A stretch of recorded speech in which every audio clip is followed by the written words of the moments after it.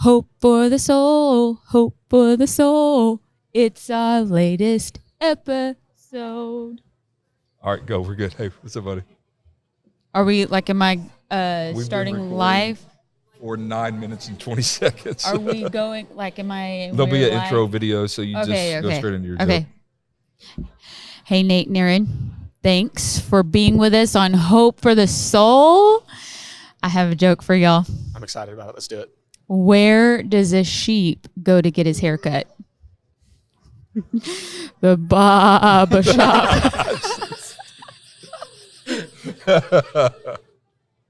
That's good. So we're excited today to have some of our closest friends. Oh, we're still laughing. Hang on. Let the laughter die down. The barber shop. Well, I immediately wanted to go into a joke. Was that because I have long hair? Because Trent doesn't have any hair. I didn't know which one that fit in. I went to the barber shop. I'm sorry. I'm only a friend could say that. The thing about it is it costs the same, but it goes by so much faster Exactly. now. I don't sit there near as long. Okay, I'm sorry. I'm back to being serious. So we're excited to have our friends Nate and Erin on the podcast. We've been talking about this for months. Tried to have them on in March, and schedules didn't work out. And so here in Lufkin, we're here today, and it worked out. So thanks for being on the podcast. We're going to talk about friendship. And most of our friendship is what you just saw the last few minutes. a lot of laughing, a lot of stuff. And I'm glad, Nate, that you're on. But I didn't. I was up in the air about Erin coming on. So, Erin, I'm glad you're almost on. faked sick. one of my chickens did die, so I was like, I need a funeral. I'm not going to make it. Are you going to do a funeral for it? No, we threw it over the fence already. On Ben's property. No, it was actually somebody else was taking care of it for me. So it actually died in their house, and they were like, "What am I supposed to do with it?" I was like, "Just throw it over the fence at this point." Hang on, time out. We lasted a whole 83 seconds before we brought up chickens. That's like, if you're going to be my friend, you have to like chickens. No, but Nate's going, shh. That is friendship right there. That's what it's like. Don't say that. Don't say that. How many chickens are you down to now? 44. Are you serious?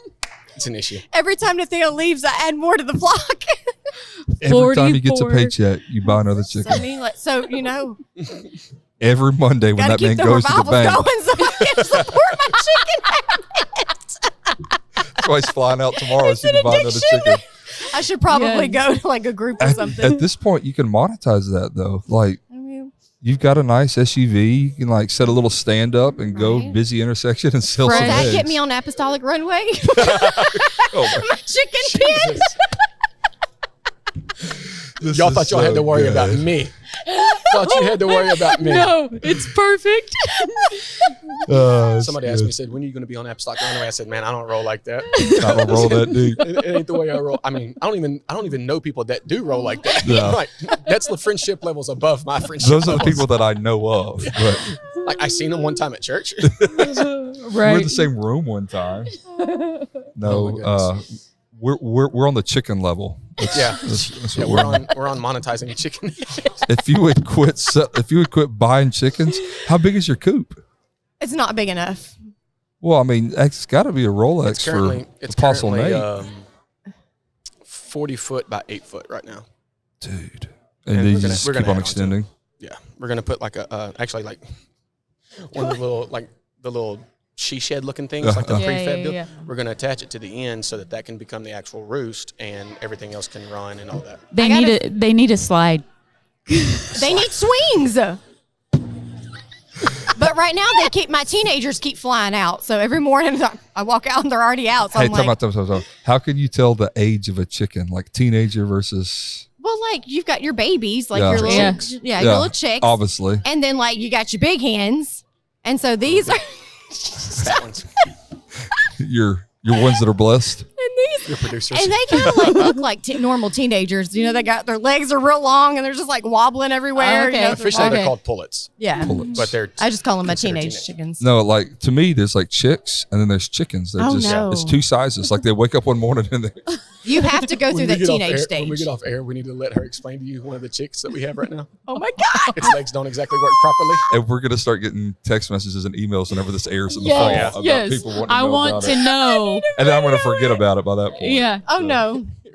No, I won't. I won't forget about it. Okay. Gotta do the legs right. I don't know how much of this we're going to have to edit out, but No, it's Okay. None one of take it. wonders. All Okay. of it staying. It's one take Sorry. wonders. We're being serious now. We're back to friends. Friends. Friends. We should play the Friends theme song. Yeah. Hey, no, for real though, we're glad you're on.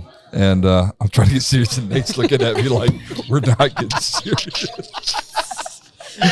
So goodness. back in our youth committee days, this was the problem: is we would look at each other Many moons ago. and we would know what the other's thinking, and we'd give each other the look, and either we'd laugh or Yeah. Shake our head and just yes. look down. Yeah. So That no, didn't but happen very often. we, were never. very proud of much things. Yeah. we I can see that. so Yeah. we've known each other, Nate. I don't remember not knowing you as long as I've been coming to Lufkin. Yeah. Probably 8 or 9 years old is when I can first remember you. Those are the days when we dressed a lot different than we do now. And We actually didn't care what we looked like. it was a lot of fun. And obviously, probably the real reason why I got to know you is probably because of your dad. Your dad's ministry is well known, and preached at a lot of events and a lot of your dad and your family, really your church. Now that I know the whole picture of y'all's world is very influential, and your dad was very influential, probably in our generation and the generation before us. He really opened the doors on what we allow into our spirits through music and even what we watch. And obviously we're part of the holiness movement, apostolic Pentecostal, so that's always been big. But your dad was really prevalent, probably the mid to late 90s. And so that's where I got to know you. And then 5 years ago, we came on the youth committee together, had a lot of fun. And that really rekindled a relationship that didn't disappear, but we just didn't see each other for years. I was actually explaining to somebody on the way up here today. I was telling them about getting to be on the podcast, and I was explaining kind of how it all happened. I said, I told him the joke about our dads and how that we became friends kind of through mutual things. And I was like, I don't really remember like exactly like at the moment, but like at some point it just kind of clicked, and we became you became one of my very best friends. So it's pretty neat to watch it unfold and kind of how it all happened. Now at the right time is the important part too. Right. Timing. So that brings in our kids like KJ and Allie and the boys over there playing now. Lincoln's on the road with your dad this week, so he can't be here. But it's cool whenever we get together and we can spend a whole meal and just watch our kids. Like the generational relationship, I think, is something that we're benefiting from, and especially our kids, even though they don't realize it yet. But I do have to say this, and I was talking to somebody.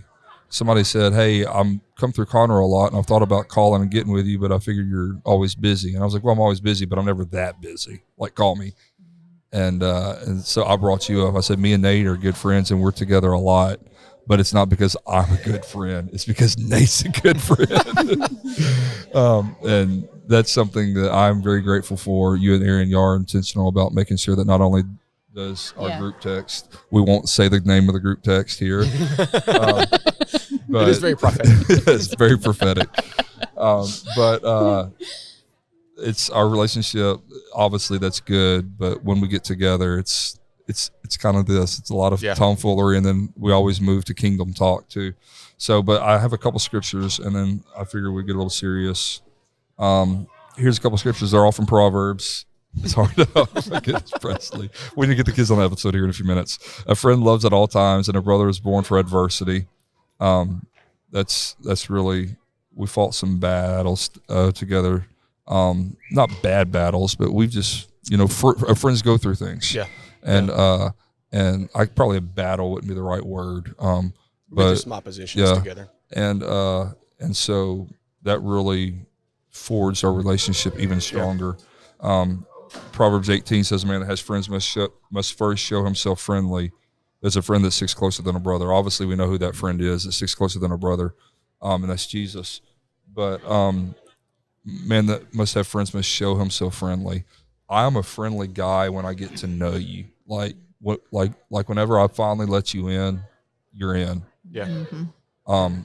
Nate, you are a lot more social than I am. Like you're the Pied Piper. Like, hey, we got a group. Y'all come, let's go. Yeah. And I think that might be also, like, we're a lot alike in a lot of ways because ministry, our families, our wives are a lot alike. Our children have so much to relate to. How we were raised, common themes of how we were raised, common struggles, common sacrifices, watching our parents build something with God out of not nothing, but pretty close to nothing. Yeah. And so I think that might be some, friendships are forged through battle and adversity. Not all of our adversity we face together or against each other. It's just the commonality of how we were raised and brought up. And so there's so much that we can relate to. Absolutely. So one more scripture, iron sharpens iron. So man sharpens the countenance of his friend. And there's a lot of times where I'll call you and be like, Nate, I need to talk. And when I say that, you're like, oh, can I get busy? My favorite texts are the ones where he texts Prophet White. I know it's going down. I know. Prophet White, or can you talk? Can you talk? I know it's about to get real. Yeah.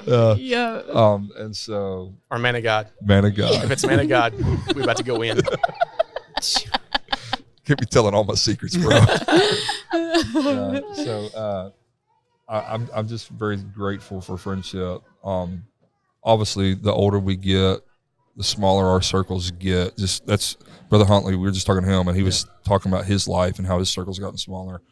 But it's not always the circle gets smaller because we get better or people's aren't living up to our expectations. It's just life, But God moved you guys into our life at the right time. Mm-hmm. And so let's talk about the value of friendship. Well, you referenced the circle of friends getting smaller and smaller. Have y'all read At Your Best? I have not. Okay, so I can't remember it's a weird last name. No, I'm gonna look at but it. it's Newhoff or something like that. Carrie Newhoff? Carrie Newhoff. Yes, and it's called At Your Best. And I actually, the first time I ever heard about it was at Motion that y'all suggested I go to at the Gurleys. Great conference. 2 years ago. And anyway, so I listened to it, and you will feel so attacked by how busy you are and how much priority you put in everywhere else. But anyways, in there he talks about you only have so much mental and emotional capacity.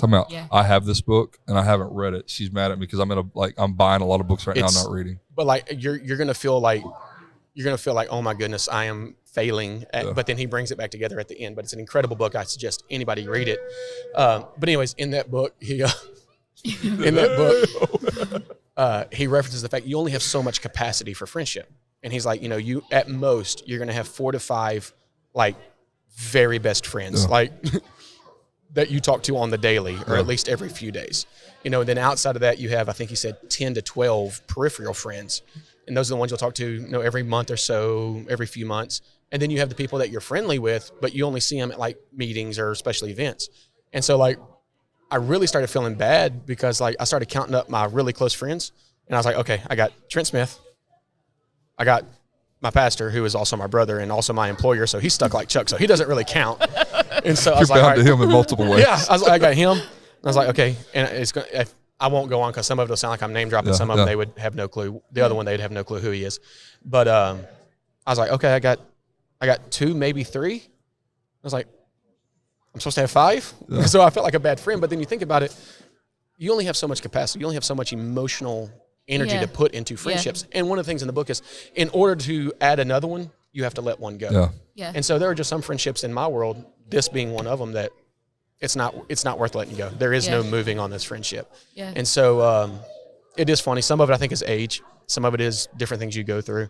But the circle does get smaller. And you start recognizing, okay, this is worth value. This is worth putting my efforts into. This is not so much. Yeah. And it's not that it doesn't make them bad people. It doesn't make you a bad person. I just feel like life, you separate and you grow your own ways pretty drastically as life goes on. Yeah. Girls? Well, we were created for community. Right. And but that community takes work. It does. A lot of work. And right now I feel like at our age, it's like, God, do I really want to? Do I want to put that much work into it? Yeah. I have some friends that our lives have taken us completely different paths, but they're still there, and I know they'll still be there. Right. And, when we come together, few times a year, I will tell them, oh my goodness, thank you for this friendship. Our friendship is still here. We may not be as close as we used to be, but it's not work. We pick up right where we left off, but we do need those close friendships, and y'all have become that. And I value it because it's not work. I don't have to feel like, oh my goodness, are they going to be mad if, we don't text today, or, I probably done forgot. So.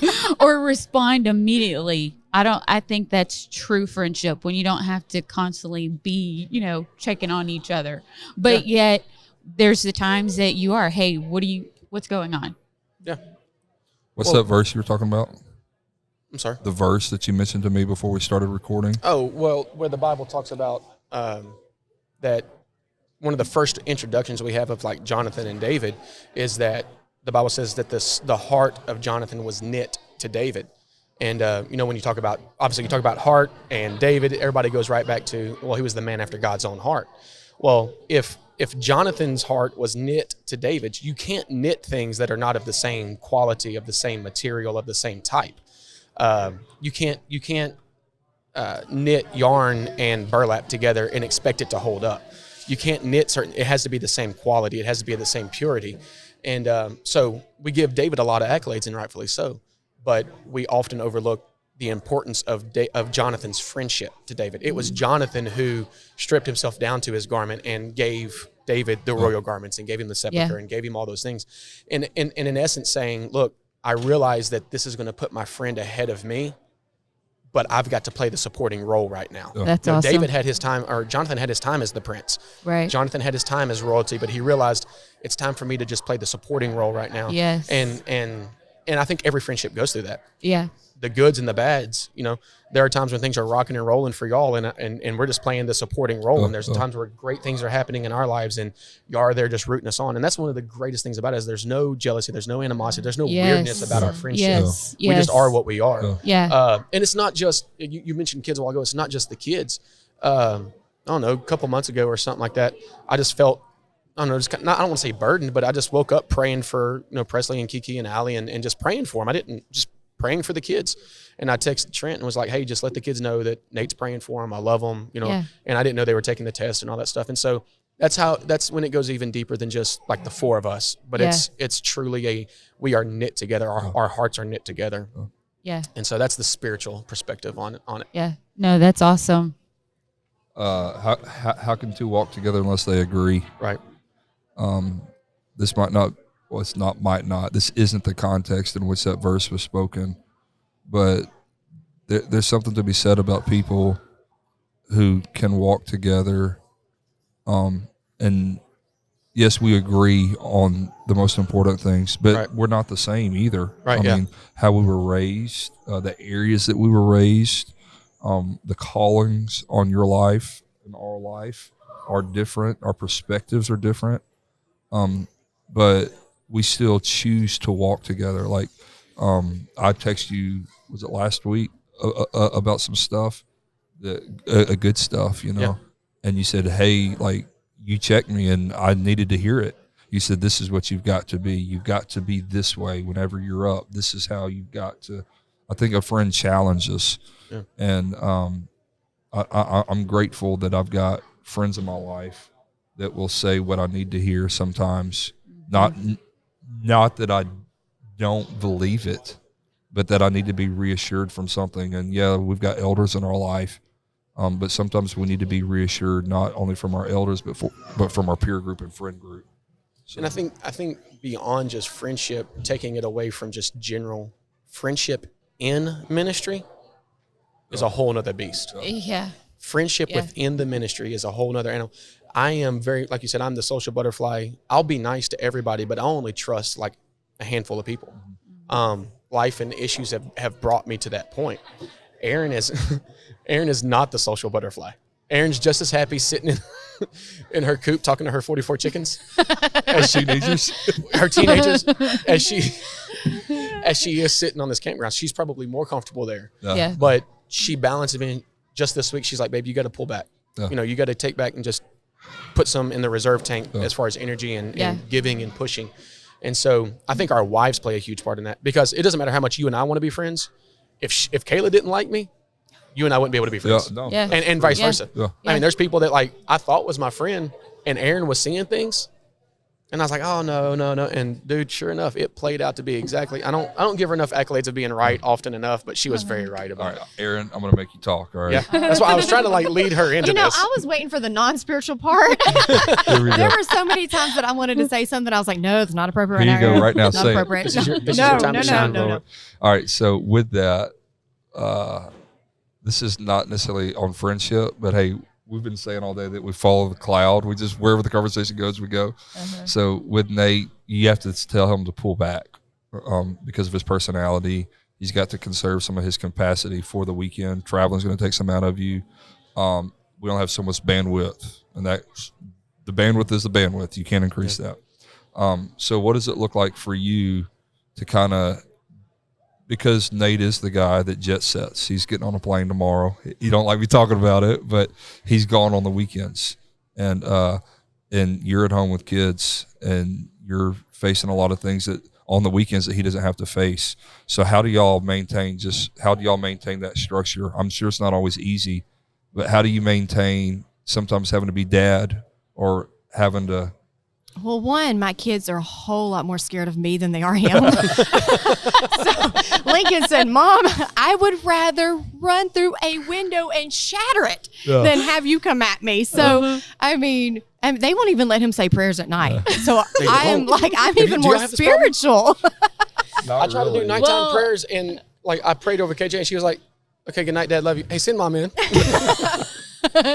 No, it's like a lot of times, like we'll stand up in a circle in the game room upstairs, and I'll make us hold hands.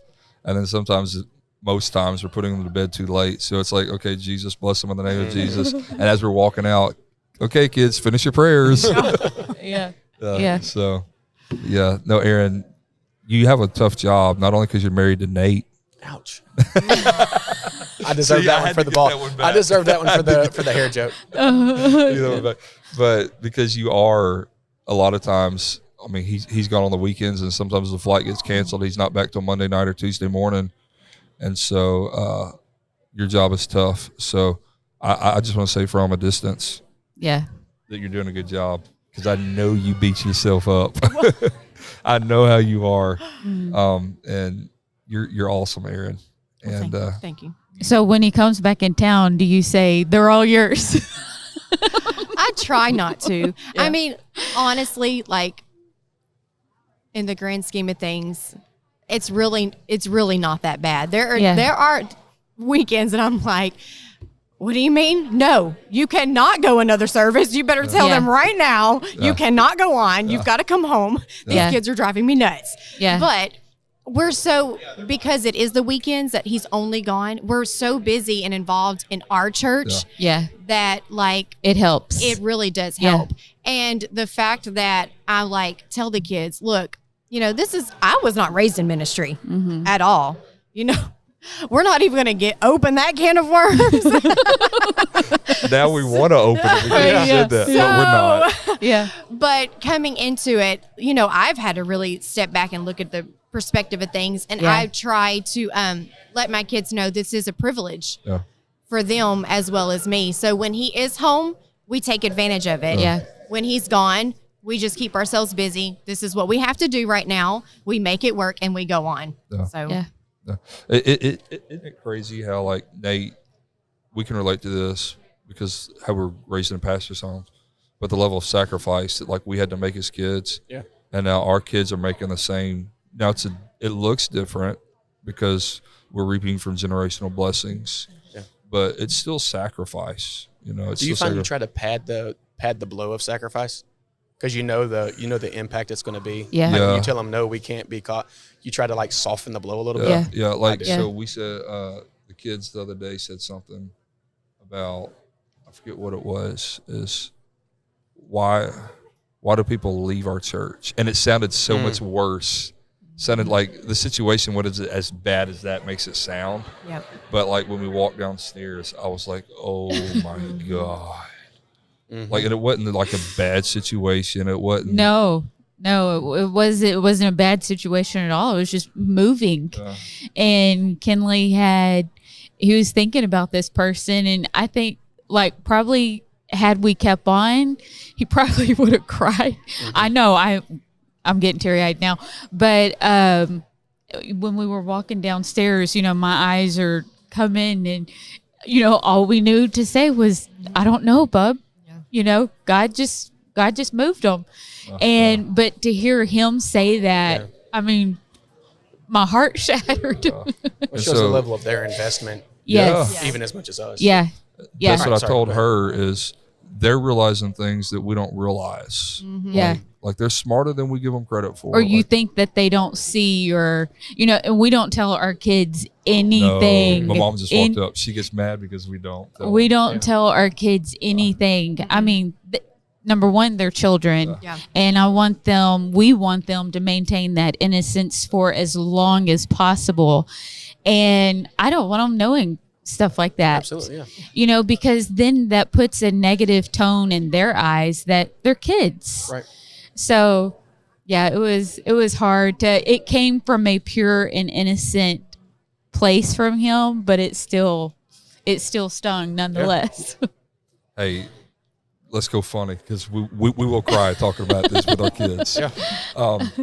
I'll never forget, and I've told so many people whenever we were flying together to Orlando, walking to the airport, you know what to do to embarrass me.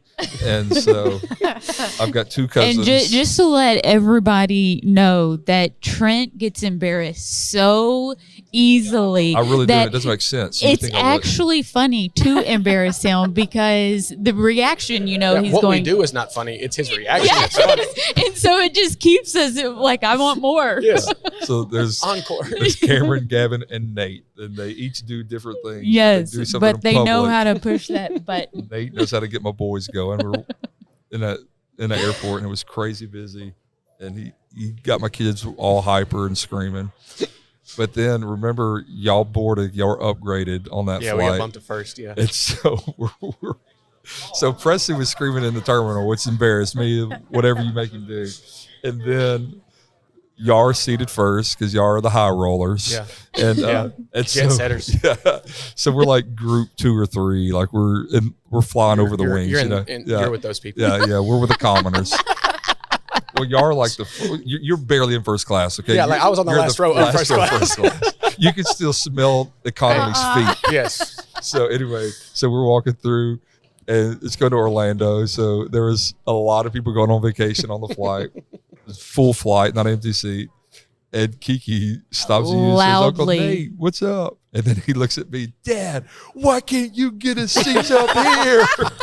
No, but like it was loud. The whole plane looks at us. Yeah, it was an awesome moment. So it's funny. I love how our relationship is always forged around laughter. Yes, so, absolutely. I like the fact that, like we said, we've said it a couple of times, that our kids can be friends, we can be friends. But like even outside of like our friendship, like individually we have our own friend. Now, because of our friendship, we've been able to make like mutual friends, Tyler Sullivan, different ones that we've like mutually became friends with. And it's been good for me. It kind of got me out of my box a little bit as far as the people I'm comfortable talking to and all that. I sent you that deal a while back. I'm going to read it because I don't want to mess it up. But I sent Trent a deal a couple weeks ago because I had seen something, honestly, through different situations and stuff. It had really bothered me that this person was really pairing up with this other one who had just very intentionally had hurt me and had really attacked me. Yeah. And this person really claims to be our friend, and they're like, "Oh, man, I love y'all so much, and I love your dad." Everybody's gateway is like, "Oh, I love your dad so much." Y'all know how it is. Yeah. And it's like, what do you want? And so anyways, I sent Trent, and he dressed it up and made it sound better. But he said, "My friend's enemy doesn't have to be my enemy. When my friends become friendly with my enemy, I must ask myself, have I become friends with the enemy, or am I the enemy? In other words, is my enemy legitimate, or have I become the victim of my preconceived notion?" I forgot I said that. And so when we look at you. Yeah, I mean, and so like I sent the very rough draft, and Trent sent it back very. I actually asked Trent. Okay, so I'm completely jumping topics here. Last week, and I told Trent I was going to start sending him the outline of my messages, and I was going to pay him to start writing out my messages so it sounds good. Chat GPT. But he had done. Well, the most recent one, Why Your Family Needs the Church. Yeah, I can't preach that one. I just gave you dibs on it, so I can't preach that one. You can preach it. I told you. I sent you the notes already. He had done that one, and then the other one on mental health. And I listened to it on my flight back, on my travel back, and it was phenomenal. And like the way it was put was so great. If you haven't listened to it, go to Conroe Church and listen to mental health from a few weeks ago. But anyways, so I had sent it all to him. And what I have to learn is that in ministry, because friendship is so rare within the ministry, I got to be careful not to anticipate people doing you wrong and not anticipate people intentionally. You know, some of them, they're just flat out bad people. I mean, there's going to be Erin swears that if God comes back during like a business meeting, there's going to be a lot of preachers go to hell for bad attitudes. I'm not wrong, though. Every apple tree has bad apples. Absolutely. Yeah. And so, but it was just in ministry, don't anticipate the negative. Try to take the good and just endure the bad. You know. Yeah. I guess that's the best way, or that's my way of putting it. Right. Well, anything else? Are we done? Because I have a story. All right. No, tell your story. And you're going to need, Nathaniel doesn't even know the story yet. Do I need to hold on? I don't know. So, like, I consider myself a very friendly person. I'm just a very bubbly, outgoing. I do scare people sometimes. But we were at Granny's house the other day, and I had to run to the grocery store. And this is sometimes why I'm just not, like, I rein my friendly in. So I went to the grocery store to get some bamboo shoots. So I had some other stuff in my cart. You know, it was pretty full. So I get in line, and I'm buying my groceries with this old man. This old man walks up with just a box of cookies, and I'm like, oh, look at that old man. You know, he's way on up there. You know, he's probably on like a, short income. Did you give him the Brother Powell treatment? Well, I just took his cookies, and he was just looked at me, and I was like, don't worry about it. I got these cookies. Like, oh, well, sister, I gotta get them anyway. Well, I was like, okay, well, I know this. That's why I'm going to buy them for you. So, so I buy his cookies. I give him the bag back, and I'm like, well, you don't have to wait on me anymore. He's like, I know, but I needed to cash a check. So the only thing that was left was bubble gum, and he didn't have a tooth in his head. So I'm making this guy buy bubble gum to cash a check. So he left with cookies and bubble gum. You're too friendly. Grab my groceries. And I run out the store, and I'm like, this is why you're not friendly, Erin. Just stick with what you know. She's tooth friendly. Tooth friendly. Hey. Nice. I just need to know how has this been like a week and a half, almost 2 weeks? She was saving that for this. Oh She's like, this is going to be great for Hope for the Soul. That's good. Hey, everybody, thanks for listening to this episode. We'll see you next week right here on Hope for the Soul. Bye. Yes, it is. So embarrassed. I was like, what is he doing? Why is he still standing here? I bought his cookies.